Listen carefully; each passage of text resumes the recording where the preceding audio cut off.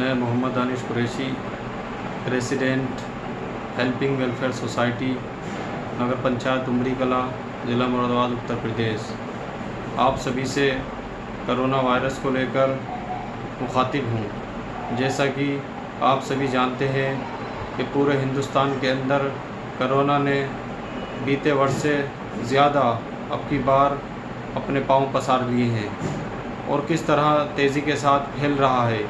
इसी के लिए मेरी आप सभी से दरख्वास्त है कि आप सभी लोग इससे बचाव का ख्याल रखें, सोशल डिस्टेंसिंग का पालन करें। उत्तर प्रदेश सरकार, भारत सरकार द्वारा, WHO द्वारा जो भी गाइडलाइन जारी की गई हैं उनका ख़ास तौर पर अमल करें और ख्याल रखें। मास्क का प्रयोग करें, घरों से बाहर न निकलें। इसी के साथ मैं आपसे दरख्वास्त और शुक्रिया अदा करना चाहता हूं कि जिस तरह से कल आप सभी ने जुमा अलविदा के दिन 5 लोगों ने सोशल डिस्टेंसिंग के साथ मस्जिदों में नमाज अदा की, आगे भी आने वाली ईद पर सोशल डिस्टेंसिंग और जो भी भारत सरकार या उत्तर प्रदेश सरकार की गाइडलाइन होगी उस पर अमल करते हुए उसी तरह नमाज अदा करें। क्योंकि मेरे भाइयों, दोस्तों, बुज़ुर्गों, ये हालात किसी के भी साथ आ सकते हैं। कितने बुरे हालात हैं, आप सब अपनी आंखों से देख रहे हैं। किस तरह से जनाजे निकल रहे हैं, किस तरह लाशों के ढेर लगे हुए हैं। तो हमको इससे बचाव के लिए इसकी गाइडलाइन का ख्याल करना है और अपना आप पे भी इसके बचाव के पूरे तौर तरीक़ों को अपनाना है। और इसी के साथ मैं आपसे एक दरख्वास्त और करना चाहता हूँ। रमज़ानुल मुबारक का महीना चल रहा है, इससे जो लॉकडाउन चल रहा है, एक वो तबका जो गरीब मज़दूर है वो काफ़ी परेशान हाल है। उसकी मदद के लिए जो हमारे साहिब हैसियत लोग हैं वो आगे आएँ और गरीब मज़दूर लोगों की मदद करें। क्योंकि रमज़ान का महीना है, आप जितनी भी मदद करेंगे उसका सवाब 70 गुना मिलेगा। और इस महीने में ज़कात का ख़ास तौर पर ध्यान रखा जाता है और निकाली जाती है।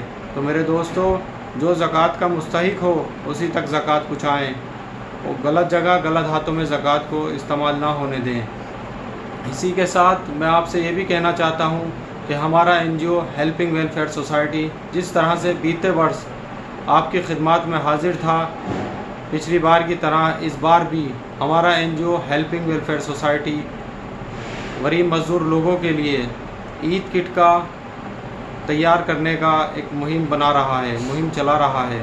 तो आप भी इसमें सहयोग कर सकते हैं, आप भी इस मुहिम का हिस्सा बन सकते हैं।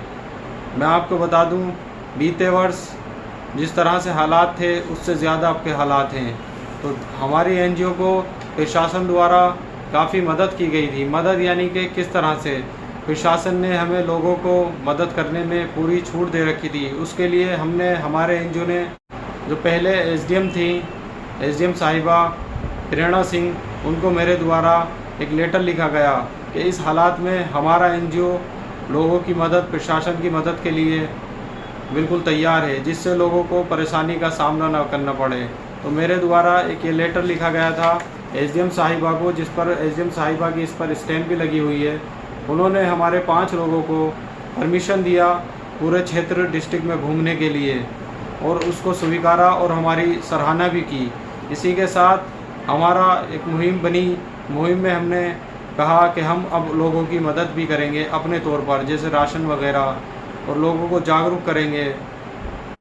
और हमारे SHO साहब से, जो पहले SHO साहब थे गौतम साहब, उनसे मैंने एक रिक्वेस्ट करी कि हमें एक गाड़ी माल ढोने के लिए और एक हमारी कार की परमिशन दी जाए। तो सबसे पहले कांट तहसील के अंदर उन्होंने हमारी परमिशन को अप्रूव किया हमारे हेल्पिंग NGO के लेटर पैड पर। आप देख सकते हैं कि इस पर थाने की मोहर भी है। वो हमारे काम से काफ़ी खुश थे और उनको अच्छा लगा कि आप लोग बहुत अच्छा कर रहे हैं और हमारी प्रशंसा कर रहे थे।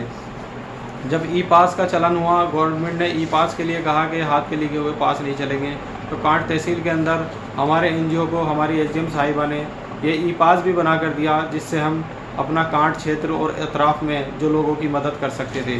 जब उमरी कला के अंदर कोरोना निगरानी समिति बनी तो मैं शुक्रिया अदा करना चाहूँगा अपनी पूर्व SDM साहब का और जो हमारा नगर पंचायत का स्टाफ है उसका, कि उसने हमें, हमारे 5 लोगों को अपनी कोरोना निगरानी समिति के अंदर भी रखा। ये लेटर है कोरोना निगरानी समिति का, आप देख सकते हैं इसमें हमारे 5 लोगों को उसमें रखा और हमारे लोगों ने काफ़ी लोगों की मदद की। इसी के साथ मैं आपको बताना चाहता हूँ कि लोग किस तरह से जब पलायन कर रहे थे दूसरे राज्यों से, दूसरे सूबों से, तो उनको खाने की कोई व्यवस्था नहीं थी। तो हमारे एनजीओ के जो टीम है, हेल्पिंग एनजीओ के नाम से फेमस है, वो प्रशासन के साथ मिलकर उनको खाने की व्यवस्था करा रही थी। आप देख सकते हैं किस तरह से हम लोग खाने की व्यवस्था करा रहे थे। और इसी के साथ मैं आपको बता दूं कि हमारे एनजीओ के द्वारा काफ़ी लोगों की मदद की गई जो नगर पंचायत उमरी कला के हों, डिस्ट्रिक्ट मुरादाबाद में कहीं के भी हों, क्योंकि हमें प्रशासन द्वारा कार्ड जारी कर दिए गए थे। कार्ड के आधार पर हमें कहीं रोका नहीं जाता था। वो हमारे काम से काफ़ी खुश थे।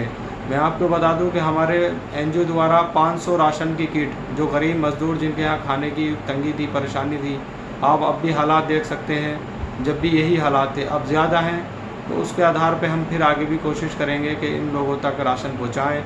मेडिकल सुविधा भी हमारा अब इंशाल्लाह हेल्पिंग एनजीओ का इरादा है कि मेडिकल सुविधाएँ भी देगी।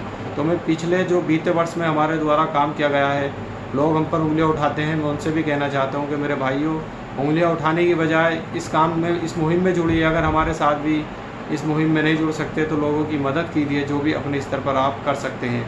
मैं आपको बता दूं, हमने 500 किटों का व्यवस्था बनाई थी, जिसमें हमारे एनजीओ के सेल्फ टीम द्वारा भी डिस्ट्रीब्यूट किया गया था। और लोगों ने हमारे कामों को देखते हुए, हमारे जो काम लोग कोरोना वायरस के तौर पे लोगों को मदद पहुंचा रहे थे, उसको देखते हुए हमारे एनजीओ के ज़रिए उन्होंने भी मदद पहुंचाई और हमारे एनजीओ को मतलब डोनेट किया और कहा कि आप अच्छा काम कर रहे हैं, आप भी हमारे पैसे भी लीजिए और आप इसमें हमारा भी हिस्सा करिए। उन्होंने भी हमें मदद दी और उसके ज़रिए हमने 500 लोगों तक राशन की किट पहुँचा, जिसमें 5 आदमियों का परिवार आराम से 15-20 दिन या 1 महीना तक भी अपना गुजर बसर कर सकता था। उसके लिए हमने किया। इसके बाद बीते वर्ष जो ईद आई थी, उसमें हमने सोचा कि क्यों ना हम सबके साथ ईद मनाएं। ईद खास करके उन गरीब मज़दूरों के साथ ईद मनाने में महरूम हैं, तो हमने उनके लिए सबकी ईद प्रोग्राम के तहत 200 ईद किट का आयोजन किया, जिसमें हमारा सवई, चीनी, नारियल, खजूर, दूध आदि था। और वो उन गरीब मज़दूरों को ख़ास ईद के दिन तक भी हमारी टीम ने ईद किट पहुँचाई।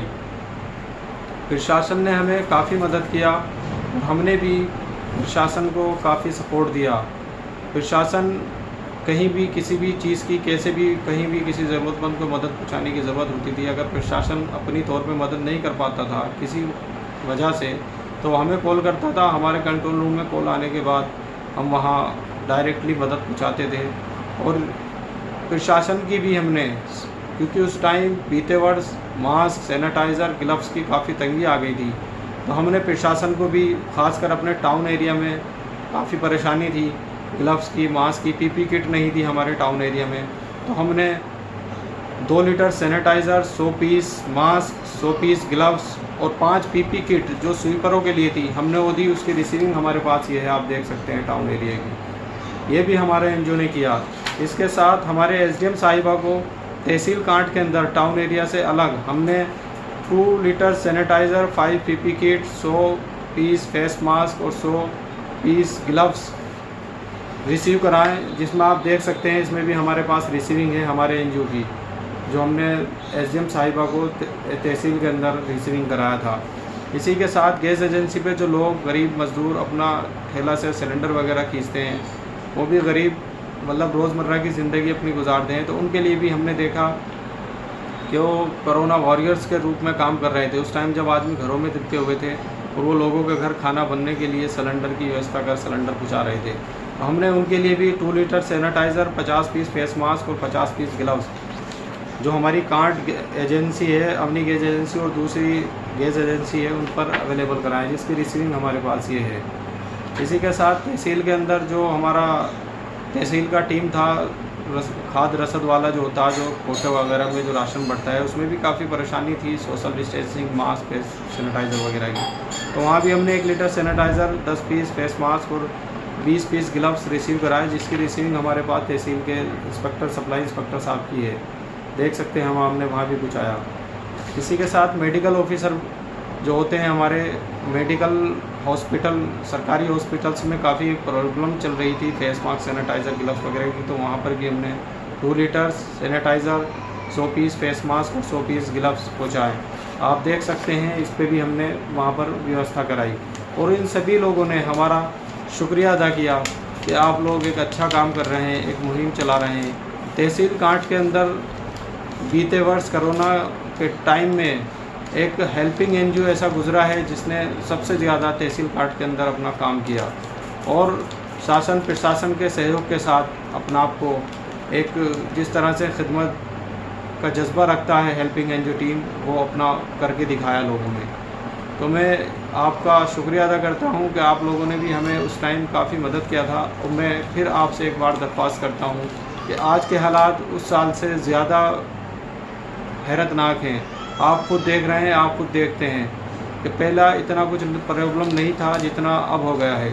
तो इसी बीमारी के साथ साथ बचाव के साथ साथ हमें उन लोगों को भी देखना है जिनकी तरफ किसी का ध्यान नहीं है। जो लॉकडाउन लगा हुआ है उसमें गरीब मज़दूरों का मजदूरी ये सब ठप है, काम वाम, वो घर पे बैठे हुए हैं तो उनको खाने की प्रॉब्लम है, राशन की प्रॉब्लम है। और ये व्यवस्था भी आप जो साहिब हैसियत लोग हैं या हमारा एनजीओ जो भी कर सकता है वो उनके लिए कर रहा है। तो मैं सभी से दरख्वास्त करता हूँ कि उनके बारे में सोचें। फ़िलहाल हमारा एनजीओ 100 ईद किट की तैयारी कर रहा है जिसमें आप भी हमारे एनजीओ का सहयोग कर सकते हैं और उसमें अपना हिस्सा ले सकते हैं। हम उन ही ज़रूरतमंद लोगों को अपना किट या राशन वगैरह पहुंचाते हैं जो इसके मुस्तहिक हैं, वरना और लोग भी मतलब मदद करते हैं। तो मैं उनसे यही दरख्वास्त करना चाहूँगा कि वो या तो हमारे एनजीओ के साथ मदद करें, हमारे से लिस्ट ले लें। वो ख़ुद भी अगर मदद करना चाहते हैं तो कहीं ऐसा ना हो कि वो भी लोगों की मदद कर दें और हम भी मदद कर दें। तो वो जिनकी मदद कर रहे हैं हम दूसरों की मदद कर देंगे, वो हमसे लिस्ट ले लें या हमसे पूछ लें कि भाई आपने यहाँ पहुँचाया नहीं पहुँचाया, तो हम वहाँ दूसरी जगह पहुँचा देंगे। तो इंशाल्लाह हमारा आगे भी इरादा है। और आज के वक्त में ज़्यादातर मेडिकल सिस्टम ज़्यादा ख़राब चल रहा है, आप सब देख सकते हैं। तो उसके लिए हमने तैयारी की है कि मेडिकल कैंप भी हम इंशाल्लाह ईद के बाद लगाएंगे। तो मेडिकल कैंप में भी दवाइयाँ मेडिसिन वगैरह की काफ़ी ज़रूरत पड़ेगी क्योंकि हालात आज के बहुत ख़राब हैं। हॉस्पिटल्स मेडिकल्स पे आप देख सकते हैं कितना भीड़ है। तो उसमें भी आप हमारी मदद कर सकते हैं क्योंकि आप हमारी मदद नहीं कर रहे, आप उन लोगों की मदद कर रहे हैं जो ज़रूरतमंद है। हम तो सिर्फ़ एक रास्ता दिखाने की तरफ हैं कि आप जो मदद करने जा रहे हैं वो सही आदमी पे मदद पहुंच रही है या नहीं पहुंच रही है। तो मैं एक बार फिर आपका बहुत बहुत शुक्रिया अदा करता हूं और आपसे दरख्वास्त करता हूं कि आप फ़िलहाल जो ईद किट है उसका हिस्सा बनिए और इंशाल्लाह हमारा 100 का प्रोजेक्ट है, अगर आप इसमें मदद करेंगे तो हम उसे ज़्यादा बढ़ाएंगे। और आगे हमारा राशन किट का और हेल्थ कैंप का इंशाल्लाह जारी है अभियान, इंशाल्लाह उसको भी हम ईद के बाद करेंगे। और मैं आपसे दरख्वास्त करता हूं कि मेरा अकाउंट नंबर एनजीओ का और एक फ़ोनपे नंबर मैं अपने इस वीडियो में शेयर कर रहा हूं। जो भी हमारे हेल्पिंग एनजीओ की मुहिम का हिस्सा बनना चाहते हैं वो इसमें डोनेट कर सकते हैं। और मैं आपसे एक दरख्वास्त और करता हूं कि हमारे एनजीओ के नाम से अगर आपसे कोई किसी भी तरह का कोई डोनेशन मांगता है तो प्लीज़ आप उसे डोनेशन ना दें। हमारी वीडियो पर जो एक फ़ोनपे नंबर होगा, यूपीआई नंबर और एक हमारा अकाउंट नंबर होगा, उसी में डोनेट करें क्योंकि हमारे नाम से लोग अभी सूचना मिली है कि लोगों से डोनेशन मांग रहे हैं और उसका गलत इस्तेमाल कर रहे हैं। तो बराए करम मेरी आपसे दरख्वास्त है, आप जो भी डोनेट करना चाहते हैं, हमारी मुहिम का हिस्सा बनना चाहते हैं, वो हमारे अकाउंट नंबर जो वीडियो में है और जो हमारा फ़ोनपे नंबर है उसी में भेजें और इसके लिए आप उसका हिस्सा बने। बहुत बहुत शुक्रिया, बहुत बहुत धन्यवाद। भारत सरकार द्वारा, उत्तर प्रदेश सरकार द्वारा, WHO द्वारा जो भी गाइडलाइन जारी की गई है उनका पालन करें, उनका सहयोग करें प्रशासन शासन का, और घरों से बाहर ना निकलें, ज़रूरत पड़ने पर ही घर से बाहर निकलें, मास्क का प्रयोग करें।